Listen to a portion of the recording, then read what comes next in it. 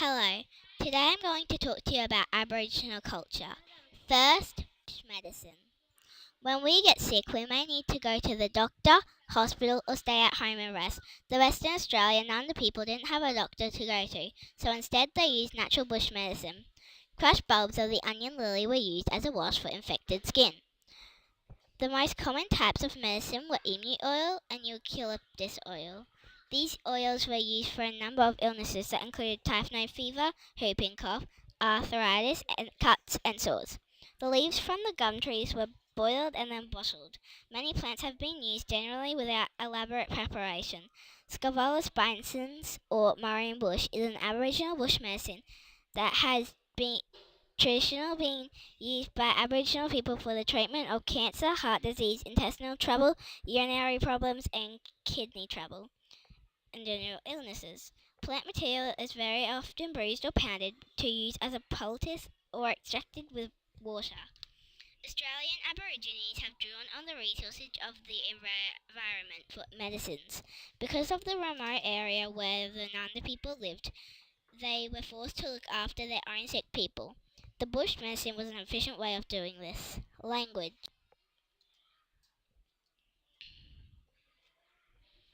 There are many different languages spoken all around the world.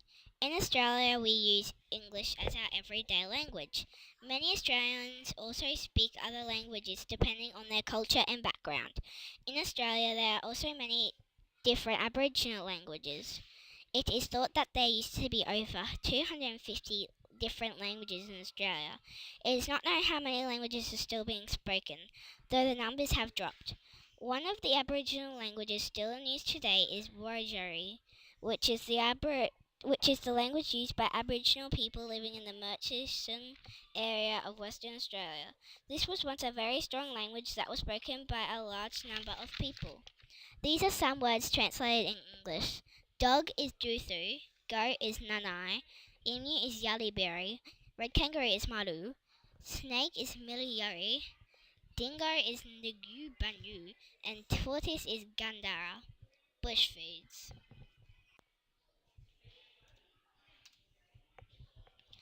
Aboriginal people used tools to catch their food, but the women were not allowed to catch big animals.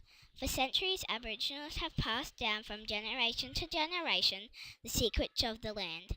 Clearly a skill much needed in this hot, barren country.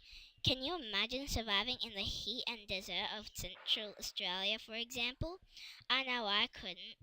It really is incredible that they learned how to survive droughts, bushfires, and more. A wide range of plants and animals were eaten, and insect food included certain ants, grubs, and beetles, while streams provided fish and eels. Many birds were eaten, including waterfowl, scrub fowl, the cassowary, and the jabiru. The yellow fat of the goanna, which is a large Australian lizard, was considered a delicacy. Thank you for listening.